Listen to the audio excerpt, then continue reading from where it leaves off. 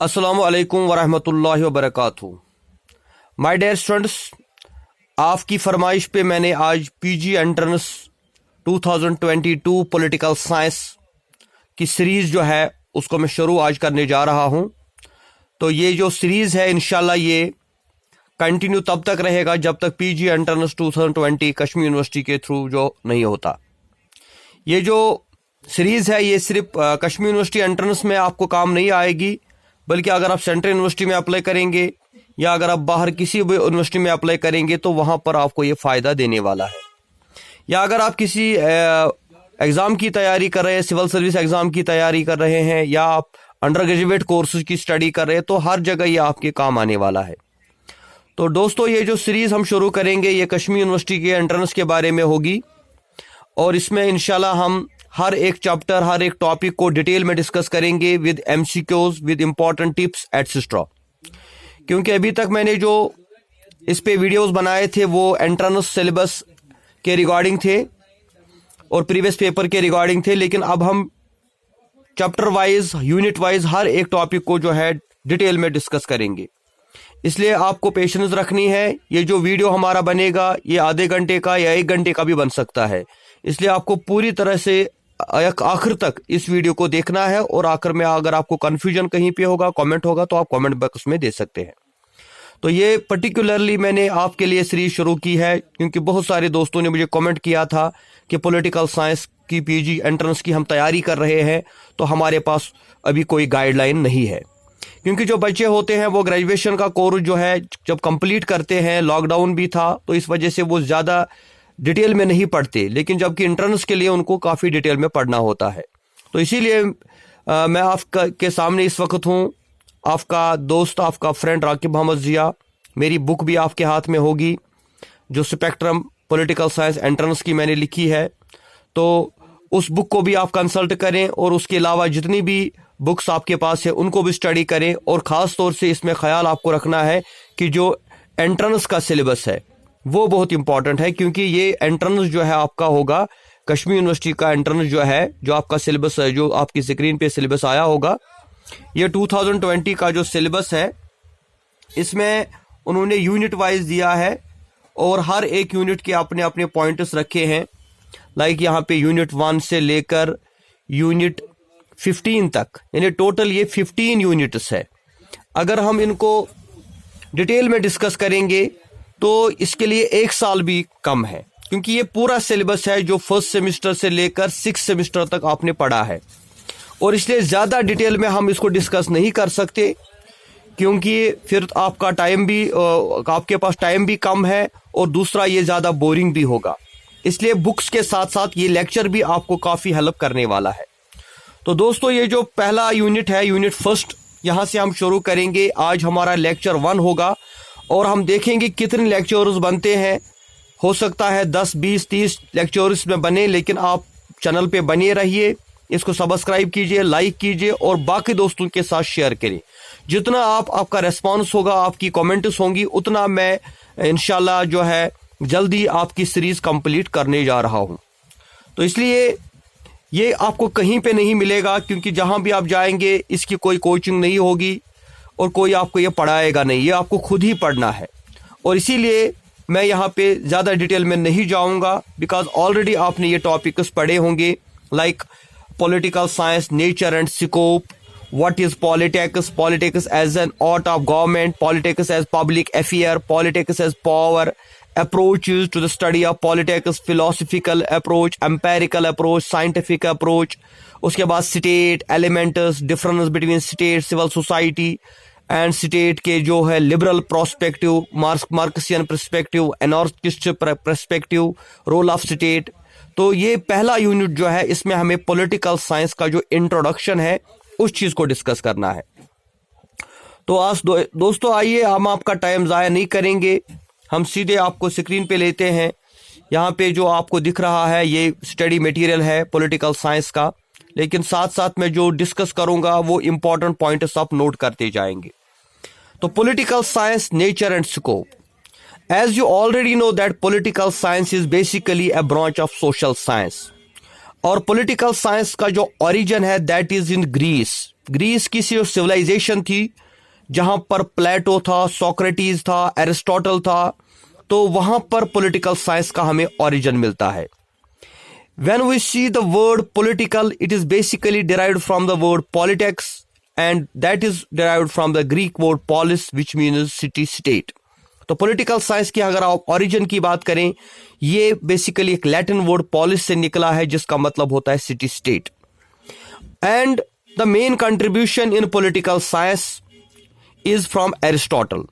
Aristotle जिसने एक book लिखी थी जिसको हम पॉलिटिक्स के नाम से जानते हैं। तो पॉलिटिक्स एरिस्टोटल की एक बड़ी फेमस बुक है, और जिस बुक की वजह से एरिस्टोटल को हम जो है फादर ऑफ पॉलिटिकल साइंस मानते हैं। तो Aristotle basically is the father of political science because he was a modern political thinker. He has used the scientific method in his study, and we know that he has studied 158 constitutions of the world. लेकिन Aristotle से पहले भी political science की जो अगर हम origin की बात करें तो वो प्लेटो की रिपब्लिक में मिलता है। प्लेटो कौन था? प्लेटो एरिस्टोटल का टीचर था, और उसने ग्रीक सिटी स्टेट्स के अंदर अपनी एक एकेडमी खोली थी, और जहां पर वो लोगों को पढ़ाता था पॉलिटिकल साइंस, फिलॉसफी, साइकोलॉजी, और उसने बहुत सारी किताबें लिखी, और उसमें सबसे फेमस बुक जो है दैट इज रिपब्लिक। और प्लेटो के बारे में आगे भी हम पढ़ेंगे, क्योंकि प्लेटो ने आइडियल स्टेट का कंसेप्ट दिया था, उसने फिलोसोफर किंग का कंसेप्ट दिया था, उसने communism of property, communism of family का कंसेप्ट दिया था, और इस तरह से जो उसकी रिपब्लिक है ये एक आइडियल बुक है जिसमें उसने अपनी आइडियल फिलॉसफी को डिस्कस किया था, क्योंकि वो ज्यादा आइडियलिज्म पे बिलीव करता था, वो आइडियाज को रियल मानता था। तो उसका टीचर कौन था? सोक्रेटिस। सोक्रेटिस जिसको हम सुकरात भी कहते हैं, वो भी एक ग्रेट ग्रीक फिलोसोफर है जो ग्रीस में पैदा हुआ था, और उसकी मौत आपको पता है जहर से हुई थी, क्योंकि उसको अरेस्ट किया गया था, और उसके बाद उसको जो है एक हेमलॉक, उस जहर का नाम था, वो उसको दिया गया था, क्योंकि जो उसकी टीचिंग्स थी वो बेसिकली लोगों को सच्चाई की तरफ बुला रहा था, और इस वजह से जो वहां की गवर्नमेंट थी वो उसके अगेंस्ट हो गई और उसको अरेस्ट किया गया, और बाद में उसकी डेथ हुई। और उसके बाद प्लेटो जो था वो काफी मायूस हुआ, उसने अपनी जो पूरी लाइफ है अपने टीचर के ऊपर डेडिकेट की, और उसने अपनी एकेडमी खोली जहां पर वो लोगों को पढ़ाता था, और उसी एकेडमी से Aristotle father of political science निकलता है, जिसने अपनी फेमस बुक पॉलिटिक्स से सारी दुनिया को जो है हैरान कर दिया। क्योंकि प्लेटो, एरिस्टोटल जो था उसने पॉलिटिकल साइंस में साइंटिफिक मेथड्स जो है वो दिए, और उसके बाद से हम इसको पॉलिटिकल साइंस के नाम से जानते हैं। Aristotle basically father of biology भी था, क्योंकि वो साइंस का स्टूडेंट भी था, उसने medical science, physics, chemistry, zoology, botany ये सारे सब्जेक्ट्स पढ़े थे, लेकिन इसके बाद उसने कहा कि political science is a master science. तो ये ओरिजिन है पॉलिटिकल साइंस का, कि जो पॉलिटिकल साइंस का ओरिजिन हम देखते हैं वो ग्रीस से निकलता है, जहां पर सोक्रेटिस, प्लेटो, एरिस्टोटल ऐसे ग्रेट फिलोसोफर्स थे जिन्होंने हमें इस सब्जेक्ट की डेफिनेशन दी। तो कुछ डेफिनेशन यहाँ पे है, लाइक गार्नर की एक डेफिनेशन है that political science begins and ends with the state. Professor Leacock ने कहा था political science deals with the foundations and functions of the government. G B. Shah ने डेफिनेशन दी थी political science is a science by which alone civilization can be saved. Gilchrist ने कहा था political science deals with the general problems of state and government. Lasswell ने कहा था politics is who gets what, when and how. Kaplan ने कहा था political science an empirical enquiry in the study of shaping and sharing of power. David Easton ने कहा था political science study of authoritative allocation of values. तो बहुत सारी ऐसी डेफिनेशंस है जिनके जरिए से हम पॉलिटिकल साइंस को समझते हैं। इसमें मॉडर्न डेफिनेशंस भी है, ट्रेडिशनल डेफिनेशंस भी है। देन नेचर की अगर हम बात करें कि पॉलिटिकल साइंस का नेचर क्या है, तो इसमें दो ओपिनियंस है। एक ओपिनियन यह है कि political science is a science, और दूसरा ओपिनियन यह है कि political science is not a science. तो कौन कौन से फिलोसोफर है जो ये कहते हैं कि political science is a science? तो यहां पे हम देखेंगे एरिस्टोटल की हम बात करें, हॉब्स की हम बात करें, मोंटेस्को की हम बात करें, बलंशी की हम बात करें, लेविस की बात हम करें, या बर्जस की बात करें, विलोबाई की बात करें, वेबर की बात करें, चार्ल्स मेरियम की बात करें, लॉसवेल की बात करें, Laski, Garner, Gilchrist, David Easton, ये जितने पॉलिटिकल फिलोसोफर्स है इनका ओपिनियन यह है कि political science is a science. तो उनका अपना एक आर्ग्यूमेंट है, अपनी ओपिनियन है कि वो पॉलिटिकल साइंस को साइंस मानते हैं। लेकिन इसके साथ साथ कुछ और लोग हैं जो पॉलिटिकल साइंस को साइंस नहीं मानते, लाइक एगस कॉमिट जो फादर ऑफ सोशियोलॉजी है, बर्की है, बकल है, माइटलैंड है, एमोस है, बर्ड है, कैटलन है, मोस्का है, ब्रोगन है, बार्कर है, ब्राइस है, मिल है, ये सारे लोग जो है ये बेसिकली पॉलिटिकल साइंस को एक सोशल साइंस मानते हैं। तो इस तरह से दो ग्रुप्स हमारे पास आ गए हैं। एक ग्रुप यह है कि जो कहता है पॉलिटिकल साइंस, और दूसरा ग्रुप कहता है कि political science is not a science. तो उनका अपना एक आर्ग्यूमेंट है। जैसे जो लोग ये कहते हैं कि पॉलिटिकल साइंस, उनका आर्ग्यूमेंट यह है कि यहाँ पे एक्सपेरिमेंट्स होते हैं, ऑब्जर्वेशंस होती है, सिस्टमेटिक स्टडी होती है, प्रेडिक्शंस होती है। हम एक पॉलिटिकल साइंस के अंदर भी एक लेबोरेटरी होती है जहाँ पे हम रिसर्च करते हैं, हम सर्वेज करते हैं, हम इंटरव्यूज कंडक्ट करते हैं। तो इस बेस पर वो पॉलिटिकल साइंस को साइंस मानते हैं। लेकिन जो फिलोसफर्स इसके अगेंस्ट है, उनका ओपिनियन है कि political science can never be a science because the social side deals with the people and there are different opinions, there are different ideologies of the people are not same at the same time, they have different behaviours in different situations. तो इस तरह से nature की अगर हम बात करें तो इसमें हम डिस्कस करेंगे कि कौन कौन से हमारे पॉलिटिकल फिलोसफर थे जो इस कैटेगरी में आते हैं। तो इनका हमें याद होना चाहिए कि कौन कौन इसका सपोर्टर है और कौन कौन इसके अगेंस्ट है। देन अगर हम सिग्निफिकेंस ऑफ पॉलिटिकल साइंस की हम बात करें तो man is by nature a political animal, man is social as well as political animal, ये एरिस्टोटल की बड़ी फेमस डेफिनेशन है। तो इस वजह से पॉलिटिकल साइंस जो है ये काफी क्लोज है एक इंडिविजुअल की लाइफ की, क्योंकि politics makes a man alert about his place in the society because it makes him aware about his rights and responsibilities. Political science gives us knowledge about government, its objectives, its bases. Political science tells us about our different ideologies so that we formulate our own ideology. Political science gives us knowledge about government, its objectives. Political science tells us what is the quality of government. Political science tells us how to participate in the election. Political science tells us about our rights and duties. It tells us who gets us what, when and how. It tells us how to gain more and more power. It is essential for success of democracy. So this is called the significance or importance of political science. इसके बाद हम जब scope की बात करते हैं कि what is the scope of political science, scope of political science means कि जो पॉलिटिकल साइंस एरिस्टोटल प्लेटो के जमाने में था वो आज नहीं है। इसमें बहुत सारी चेंजेस आई है और बहुत सारी चीजें ऐसी है जो पॉलिटिकल साइंस में हम स्टडी करते हैं। Like political science is a study of states, study of government, study of political thought. हम political science में प्लेटो, एरिस्टोटल, रूसो, मिल, मार्क्स की आइडियोलॉजी को पढ़ते हैं। It is a study of power, क्योंकि जो मॉडर्न डेफिनेशन पॉलिटिकल साइंस की है वो है study of shaping and sharing of power. Political study of past, present and future. Political science study of election and voting behaviour. It is study of political parties, study of political behaviour. तो ये scope की हम बात आती है। तो इस तरह से मीनिंग, नेचर एंड स्कोप, यानी इसमें हम पॉलिटिकल साइंस के ओरिजिन के बारे में पढ़ते हैं कि इसके ओरिजिन के बारे में, इसकी डेफिनेशंस के बारे में, और फिर इसके अंदर जो हम क्या स्टडी करते हैं। फिर हम अप्रोचेस की अगर हम बात करें, यहाँ हम सिलेबस को भी एक बार और देख लें, political science, nature and scope. उसके बाद है what is politics, politics as art of government, politics as public affair, politics as power. तो ये पॉलिटिकल साइंस जो है ये बहुत ही क्लोज रिलेटेड है पॉलिटिक्स के साथ। और जब हम पॉलिटिक्स और पॉलिटिकल साइंस को डिफरेंशिएट करते हैं तो वहां पे हमें समझ आता है कि पॉलिटिक्स जो है ये काफी क्लोज है पॉलिटिकल इसके। लेकिन इससे पहले हम अप्रोचेस की तरफ आएंगे। There are different approaches, traditional approaches and modern approaches. तो ट्रेडिशनल अप्रोचेस में हम जब स्टडी करते हैं, इसमें हम फिलोसफिकल अप्रोच स्टडी करते हैं जिसको हम नॉर्मेटिव अप्रोच भी बोलते हैं। इसमें हम हिस्टोरिकल अप्रोच की बात करते हैं, इसमें हम लीगल अप्रोच की स्टडी करते हैं, इसमें हम इंस्टीट्यूशनल अप्रोच को स्टडी करते हैं। तो फिलोसफिकल अप्रोच है क्या बेसिकली? Philosophical approach is the oldest approach to study of politics. ये पॉलिटिक्स का, पॉलिटिकल साइंस का कहेंगे हम, ये सबसे पुराना अप्रोच है।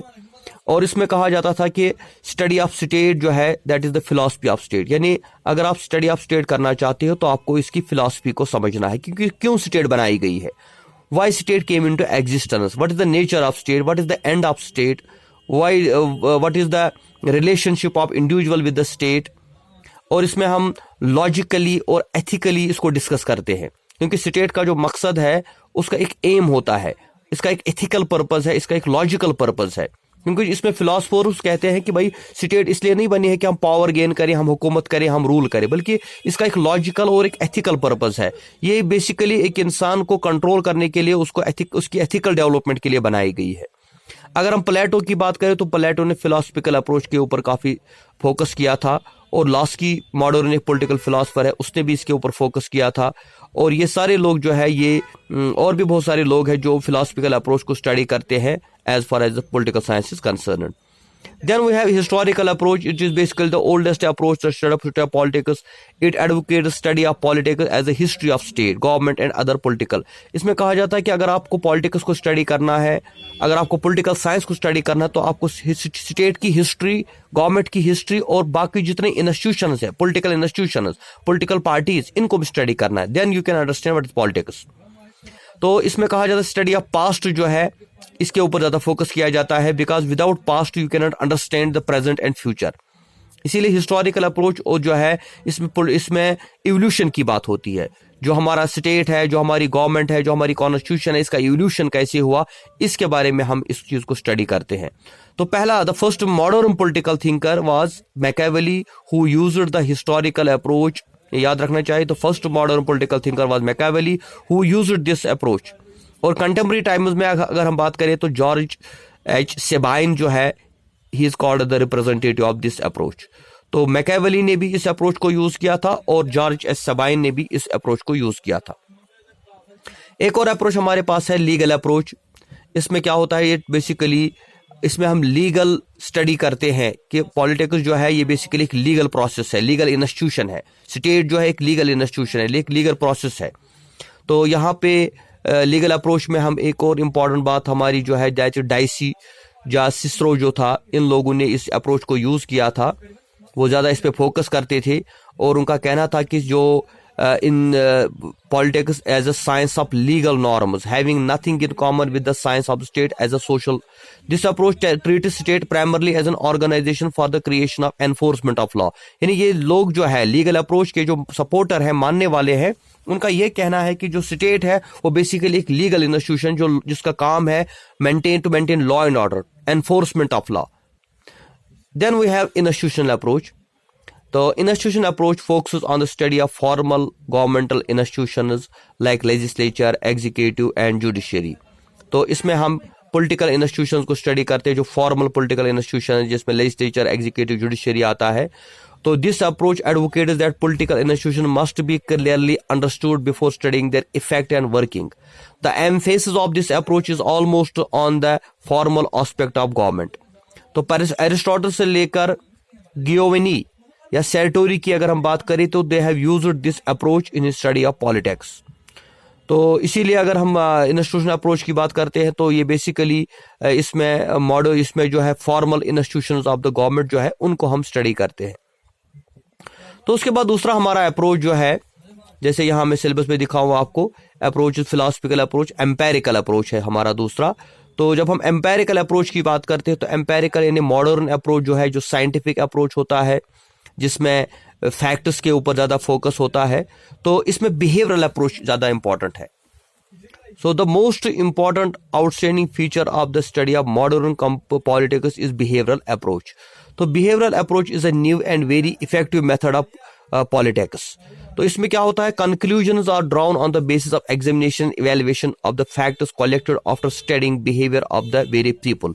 इसमें क्या होता है, हम लोगों के बिहेवियर को स्टडी करते हैं और फिर उसके बाद जो डाटा हमारे पास कलेक्ट होता है उसकी बेस पे हम एनालिसिस करते हैं. तो इसीलिए इसको हम बिहेवियरल अप्रोच का नाम देते हैं. अमेरिकन पॉलिटिकल साइंटिस्ट जो है, अमेरिकन राइटर जो है, उन्होंने इसके ऊपर फोकस किया है और उसमें डेविड ईस्टन का बहुत इंपॉर्टेंट कंट्रीब्यूशन है, क्योंकि डेविड ईस्टन ने इस अप्रोच को यूज किया था. डेविड ईस्टन जो है, जिसने एक बुक लिखी है जिसका नाम है द पॉलिटिकल सिस्टम, इन 1953 में उसने लिखा था ये बुक. ये भी आपको याद होना चाहिए. तो डेविड ईस्टन जो है वो मॉडर्न ट्रेडिशनल अप्रोच का सपोर्टर है और वो कहता है कि जो बिहेवियर है, behaviour of the people, that is important when we study political science. तो पॉलिटिकल सिस्टम की उसने बात की थी और इसमें जो पहले बिहेवियरल अप्रोच आता है, उसके बाद मॉडर्न जो है पोस्ट बिहेवियरिज्म आता है. लेकिन यहाँ पे हमें बिहेवियरिज्म को डिस्कस नहीं करना है, हम यहाँ पे जो है अप्रोचेस की इस वक्त बात कर रहे हैं. और इसमें दूसरा अप्रोच जो आता है that is called system approach, जिसमें कैपलॉन का इंपॉर्टेंट कंट्रीब्यूशन है, मॉडर्न कैपलॉन, जिसने सिस्टम अप्रोच दिया था. और डेविड ईस्टन ने भी ये अप्रोच जो है इसको सपोर्ट किया था जब उसने अपना system approach input output theory दी थी. तो इनपुट आउटपुट थ्योरी जो डेविड ईस्टन की है वो सिस्टम अप्रोच में आती है। और उसके बाद हमारे पास एक और अप्रोच आता है स्ट्रक्चरल एंड फंक्शनल अप्रोच। तो ये बेसिकली गैब्रियल ऑलमोंड ने दिया था। Structural approach had come in failure of institutional approach. और इसमें कहा गया था कि this approach tries to examine the question of survival and efficiency of institute in the context of political realism. The leading exponent of this approach is Almond and Paul. Almond and Paul जो है वो इसके supporter है, और modern time में जो है that is Gabriel almond जो है वो इसके सपोर्टर है। एक और अप्रोच है मार्कसियन अप्रोच, जो कार्ल मार्कस का दिया हुआ अप्रोच है, और जिसमें वो स्टेट को एक एक्सप्लॉइटेटिव इंस्टीट्यूशन मानता है, और वो कहता है कि स्टेट का पर्पस है पावर गेन करना, जिसमें क्लासलेस सोसाइटी की उसने बात की थी। सोशोलॉजिकल अप्रोच की हम बात करते हैं तो ये आर.एम. मैक्लीवर और डेविड ईस्टन और गैब्रियल ऑलमोंड जो है वो तीनों इस को सपोर्ट करते हैं।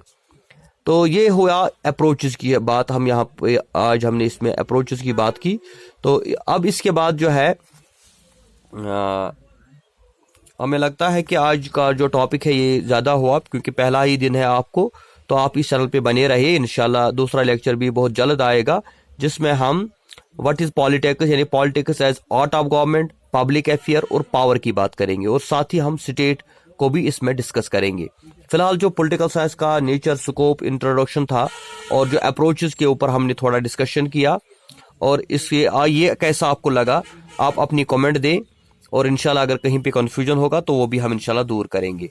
तो हमें आज इजाज़त दीजिए आप, क्योंकि आज जो है आज आपका पहला दिन है। तो मैं चाहता हूं कि आप इस चैनल पे बने रहिए, थोड़ा पेशेंस आपको लेने हैं। अगर हर दिन आधा घंटा 1 घंटा आप चैनल पे रहेंगे, ये इसको देखेंगे, तो इंशाल्लाह आपको काफ़ी हेल्प मिलने वाली है। Thank you very much.